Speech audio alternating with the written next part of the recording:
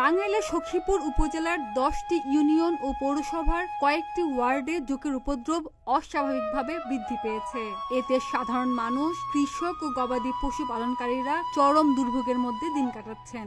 বাড়ি ঘরের আশপাশ থেকে শুরু করে কৃষি জমি, দোবানালা, এমনকি জলাশয় ও স্বেচ্ছেতে স্থানে জোকের ব্যাপক বিস্তার দেখা যাচ্ছে।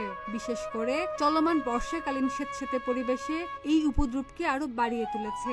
স্থানীয়দের অভিযোগ, বৃষ্টির জল বা ভেজা মাটির সংস্পর্শে এলেই ঝাঁকে ঝাঁকে জোক শরীরে লেগে রক্ত শোষণ করছে।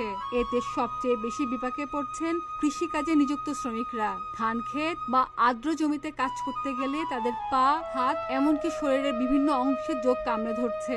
অনেক স্থানে জোকের ভয়ে শ্রমিকরা মাঠে নামতে অনীহা প্রকাশ করায় ফসল রোপণ ও কাটায় বিলম্ব বা নষ্ট হচ্ছে। আমি কলা খেতে কাজ করতেছি, জোকে ধরে খুবই কলা খেতে হন, জোক সারাম জানা সোজা কথা, রক্ত সুইসা সুইসা করে এই জোকের নিয়ে আমরা কামও করা হয় না, এরকম একটা আতঙ্কের মধ্যে আছি। জোকের কারণে সমস্যাটা হলো যে আমাদের যে ফসলি যে জমিগুলা, এইগুলা তো আমরা বাইরের লোকজন দিয়ে কাজ করাই।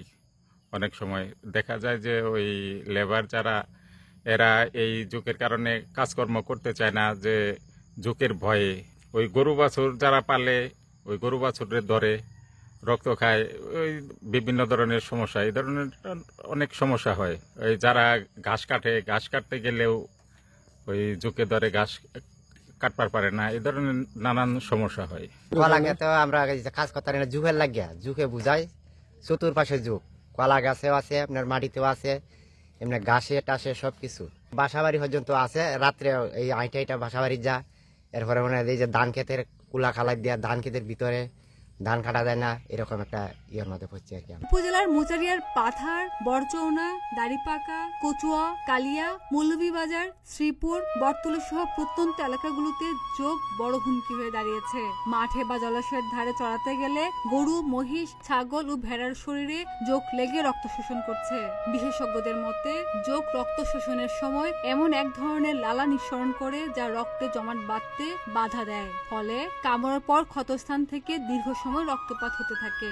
জানা যায় বছরে বৃষ্টিপাতের পরিমাণ বেশি থাকায় জোকের উপদ্রব বেশি দেখা যাচ্ছে। সখীপুর উপজেলাতে যেহেতু এবার বৃষ্টিপাতের পরিমাণটা অনেক বেশি এবং এই উপজেলার মাটি হচ্ছে এঁটেল মাটি, তো এই কারণে দেখা যাচ্ছে যে এই বছরে জোকের প্রাদুর্ভাবটা বেশি দেখা যাচ্ছে। তবে এটি ফসলের তেমন কোনো ক্ষতি করে না।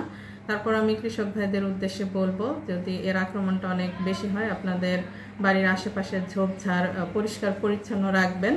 এবং এছাড়াও আমাদের মাঠ পর্যায়ে যারা কাজ করেন, উপসহকারী কৃষি কর্মকর্তা, ওনাদের কাছ থেকে পরামর্শ নিয়ে কীটনাশক ইউজ করেও আপনারা এই জোকটি দমন করতে পারবেন।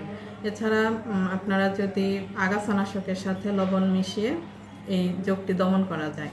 খুব শীঘ্রই জোক নিধনের প্রয়োজনীয় ব্যবস্থা গ্রহণ করা হবে বলেও জানা যায়। জোক নিয়ে যে কথাটা আপনি বলেছেন, যে আসলে ইদানিং বর্ষাকালের কারণে জোকটা অনেক মাত্রাতিরিক্ত বেড়ে গেছে, যেটা বিগত বছরেও হয়েছে, কিন্তু এবছর এই সংখ্যাটা অনেক বেশি। তো আসলে এ ব্যাপারে আমি মনে করি উপজেলা প্রশাসন যদি আমাদের প্রাণী সম্পদ বা কৃষি আমাদেরকে কোনো আর্থিক সহযোগিতা করে বা কোনো ধরনের প্রকল্প নিয়ে একটা আর্থিক ইয়ের মাধ্যমে যদি এইসব অঞ্চলে, যদি যেসব অঞ্চলে খুব বেশি, সেখানে যদি জীবাণুনাশক ব্যবহার করে ওদের ধ্বংস করা হয়, এটা আমার মনে হয় খামারি উপকৃত হবে। এছাড়া আমি খামারিদেরকে একটা অনুরোধ জানাবো, যেহেতু জোকটা একটা বড় হচ্ছে গিয়ে গরু, ছাগল, হাঁস, মুরগি এদেরকে ধরতেছে, তো আমি বলবো যে খামারের আশপাশটা যেন পরিষ্কার পরিচ্ছন্ন, ঝোপঝাড় যেন কেটে ফেলে।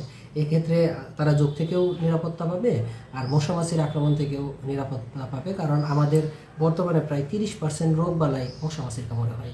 তো আমার মনে হয় খামারেরা যদি সচেতন হয়, এটাও একটা বড় শক্তি হবে এই জোক নিধনের ক্ষেত্রে। খাদিজা নিপা, প্রতিদিনের বাংলাদেশ।